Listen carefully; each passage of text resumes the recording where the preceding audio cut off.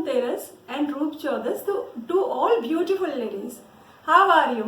आज आप लोगों ने भी श्रृंगार किया है।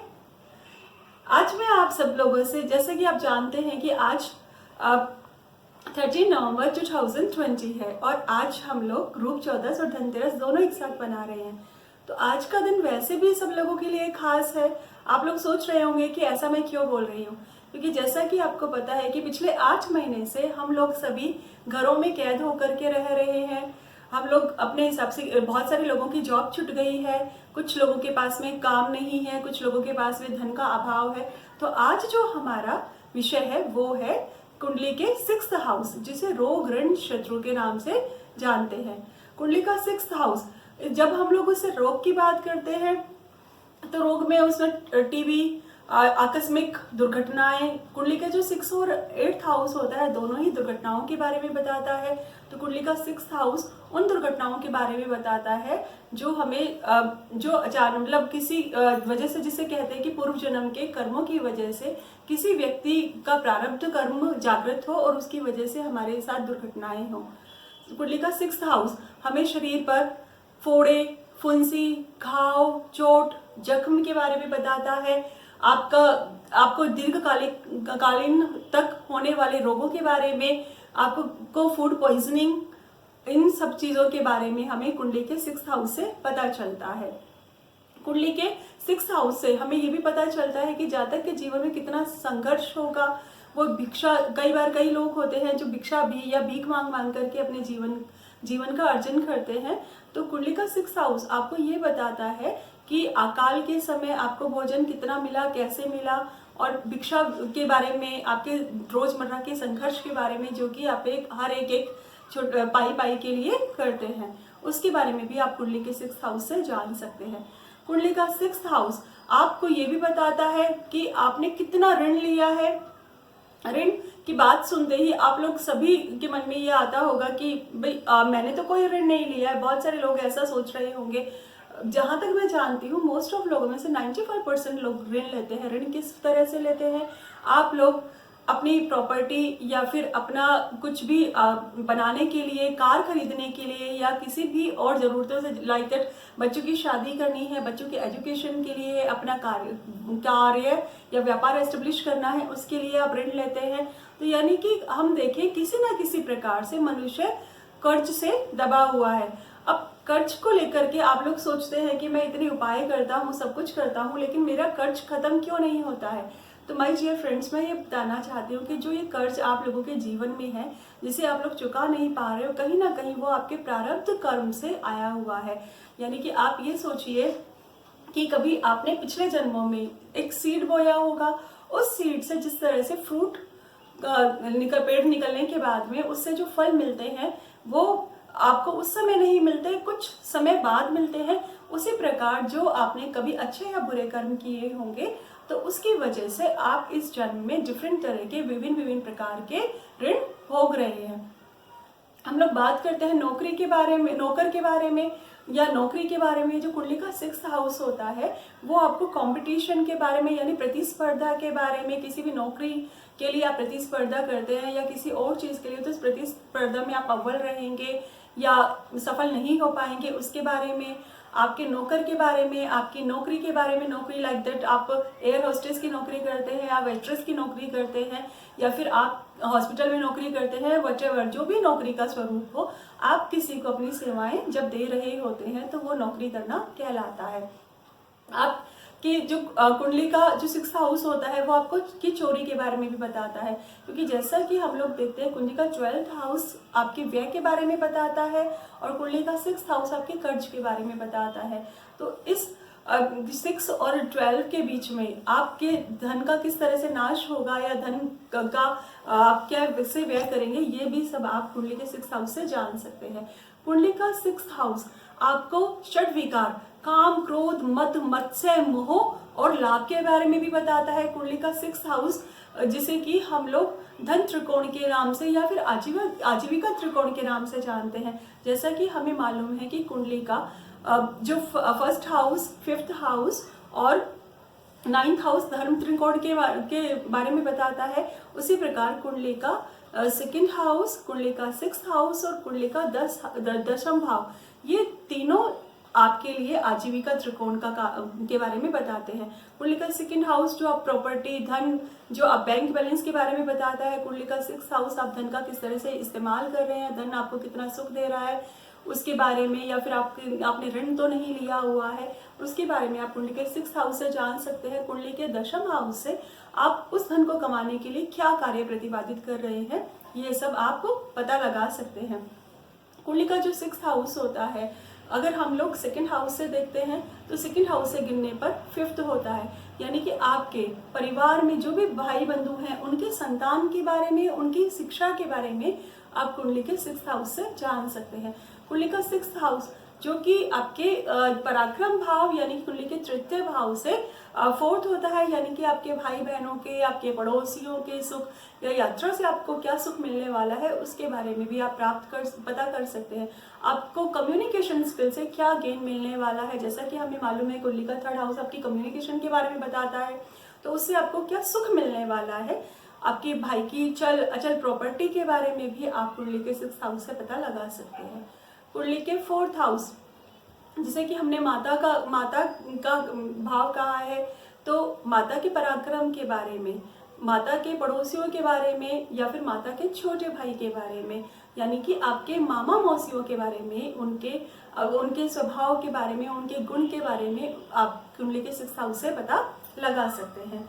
कुंडली का 5th हाउस, जिसे कि हम लोग अपने संतान भाव के नाम से, शिक्षा बुद्धि के नाम से जानते हैं, तो उससे हम ये देखते हैं कि आपकी जो संतान है वो किस प्रकार का धन कमाएगी, या जो अपना जो कमाया, जैसे कि हम लोगों को मालूम है कि कुंडली के किसी भी भाव से जो 2nd भाव होता है उसके लाभ का भाव होता है, उसके धन का भाव होता है।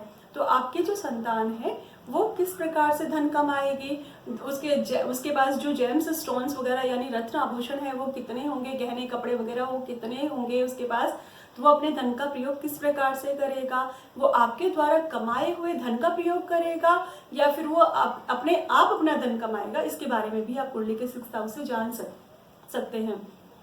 कुंडली के 7th हाउस से गिनने पर ये आपके स्पाउस का 12th हाउस है, यानी आपके स्पाउस का व्यय भाव है। और जब हम व्यय भाव की बात करते हैं, यानी कि आपका जो स्पाउस है वो अपने पैसे का इस्तेमाल कहाँ करेगा, उसका व्यय किस प्रकार से करेगा, इसके बारे में, आपके स्पाउस के मोक्ष भाव के बारे में भी आप कुंडली के 6th हाउस से पता लगा सकते हैं। आपका जो स्पाउस है वो किस तरह की फुटवियर्स पहनता है, यानी कि किस तरह की स्लीपर्स पहनता है, उसके बारे में भी आप कुंडली के 6th हाउस से पता लगा सकते हैं कि वहां पर जो राशि है वो उसका नक्षत्र क्या है। इसी प्रकार कुंडली के 8th हाउस, जिसे कि हम लोग ओकल्ट साइंस या गूढ़ विद्या का या फिर पैतृक संपत्ति का भाव कहते हैं, तो उससे गिनने पर आप लोग देखेंगे कि कुंडली का ये 11th हाउस होता है। 11th हाउस यानी कि लाभ का भाव होता है, यानी कि आपका जो कुंडली का 8th हाउस होता है वो आपके इन-लॉज का भी हाउस होता है, तो आपके इन-लॉज के लाभ के बारे में भी आप यहाँ से पता लगा सकते हैं। आपकी पेरेंटल प्रॉपर्टी के बारे में भी आप यहाँ से पता लगा सकते हैं। कुंडली का 9th हाउस आपके पिता के बारे में और गुरु के बारे में बताता है, तो आपके गुरु और पिता दोनों का स्टेटस क्या होगा, उनका क्या काम रहा होगा, वो आपके जो फादर थे वो किसी उच्च अधिकारी की पोस्ट पर थे या व्यापार से संबंधित थे, या फिर उनका जो बिलीफ था वो किस प्रकार के कर्म को उन्होंने प्रतिपादित किया है उम्र भर, इसके बारे में भी आप कुंडली के 6th हाउस से पता लगा सकते हैं। कुंडली के 10th हाउस से गिनने पर ये आपका कुंडली के 10th भाव से गिनने पर ये आपके बॉस के भाग्य के बारे में आप यहाँ से पता लगा सकते हैं। आपके अपने कर्म का भाग्य क्या होगा, यानी कि आप जो कर्म कर रहे हैं वो आपने सही उसका चुनाव किया है या नहीं किया, इसके बारे में भी आप कुंडली के 6th हाउस से जान सकते हैं। कुंडली के 11th हाउस से गिनने पर ये अष्टम होता है।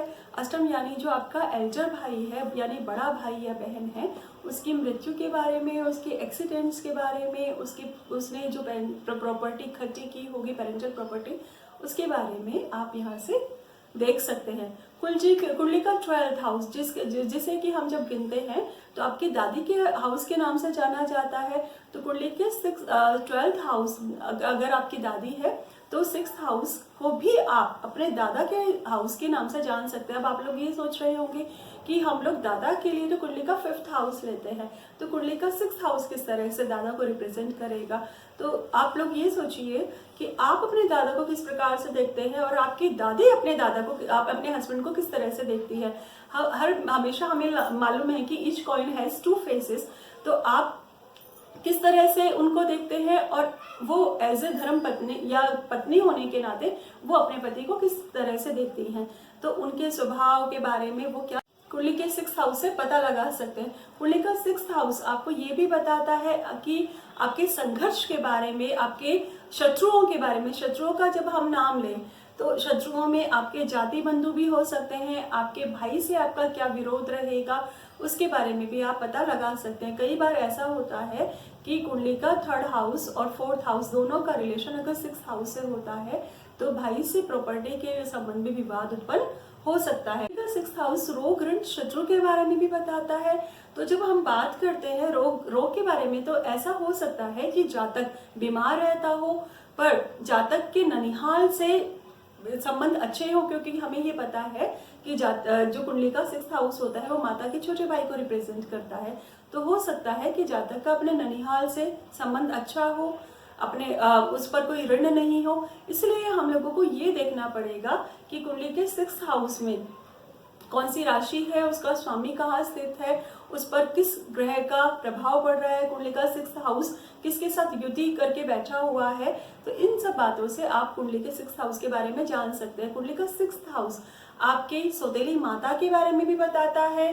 कुंडली का 6th हाउस मिस्ट्रेस के बारे में भी बताता है, क्योंकि जैसा कि हमने कहा कि कुंडली का 5th हाउस प्रेम के बारे में भी बताता है। तो उस प्रेम से क्या लाभ मिलेगा या किस रूप में वो परिणित होगा, ये भी आप कुंडली के 6th हाउस से देख सकते हैं। तो इस प्रकार से कुंडली के 6th हाउस से हम लोग विभिन्न प्रकार की जानकारियां प्राप्त कर सकते हैं। कुछ और अब आप लोग ये सोचते होंगे कि कुंडली के 6th हाउस को हम लोग इतना इम्पोर्टेंस दे रहे हैं, कर्ज की बात कर रहे हैं, तो कर्ज किस प्रकार से होता है या इससे मुक्ति कैसे हो सकती है। उपाय तो आप लोगों ने बहुत बार लिया होगा, बहुत सारे पंडितों ने, ज्योतिषाचार्य के पास आप उपाय के लिए गए होंगे, पर मेरे अनुसार अगर आप लोग अपना व्यवहार सुधार लेते हैं, अपना आचरण सुधार लेते हैं और गिविंग एंड रिसीविंग की बात करते हैं, गिविंग एंड रिसीविंग यानी कि लेना और देना, यानी कि आप जब भी आपको कोई गिफ्ट देता है तो आपको इस चीज़ को बहुत पॉजिटिवली एक्सेप्ट करना चाहिए और आपको साथ के साथ देना भी चाहिए। तो कुंडली का जो 6th हाउस होता है आपके पूर्व जन्म के कर्मों के बारे में, प्रारब्ध कर्म से जो संकट उत्पन्न हो रहे हैं उसके बारे में भी बताता है। कुंडली का 6th हाउस अगर ऐसे, जैसा कि आप लोगों को मालूम है कि मैं एक प्राणिक हीलर हूँ, तो प्राणिक हीलिंग में हम लोगों को ये सिखाया जाता है कि आप अगर अपने आचरण को सुधार लेते हैं और शारीरिक मानसिक रूप से आप अपने आप को स्ट्रॉन्ग बना लेते हैं तो कोई भी किसी भी प्रकार का कर्ज आपको परेशान नहीं कर सकता। अगर आपको मेरा ये वीडियो अच्छा लगा हो तो लाइक करें, शेयर करें, सब्सक्राइब करें और वीडियो को अंत तक देखें। Happy Diwali to all of you.